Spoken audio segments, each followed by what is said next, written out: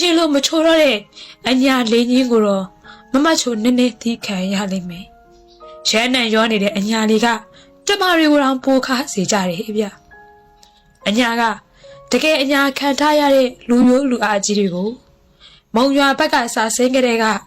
ရေတစုံမြိုင်ပေါက်ထီလင်းကန်ကောစောအထိ6ကတ်နေတဲ့ကတ်တရာကျဲကျဲလမ်းတွေပေါ်မှာအုံနဲ့ထားကွဲသွားတဲ့မိုင်းတန်တွေများကြားခဲ့မကြောက်ပါနဲ့မမချိုအရှင်ကပြတ်အိုးခွဲတန်ကြားရင်တော့အထူးဆန်းတဲ့အိမ်ထဲကထွက်ကြီးတတ်ကြတဲ့အညာသားတွေကအခုမိုင်းတန်ကြည်တန်းတွေကြားထဲမှာစိုက်ထားလက်စနေပဲခင်တွေစိုက်ထားလက်စနိုင်ခင်တွေမရိတ်သိမ့်လိုက်ရတဲ့မိုးကောင်းစပါးခင်တွေအိုးမမချိုရဲ့အညာသားတွေအညာခံထားရတာကိုမျက်စိတစုံနားတစုံရှင်းပြခြင်းသေးတယ်မိုးမလုံတဲ့ရွက်ဖြင့်တဲရီစီကငိုတန်တွေကိုမမချိုကြားရသလားမမချိုတို့ရန်ကုန်သူတွေလို့စကားကိုဖွဲ့နှွဲ့မပြောတတ်ကြတဲ့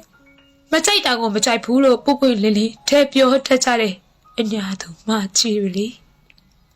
အဲ့လိုပြောကြလို့ထက်ပါတယ်မမချိုရဲ့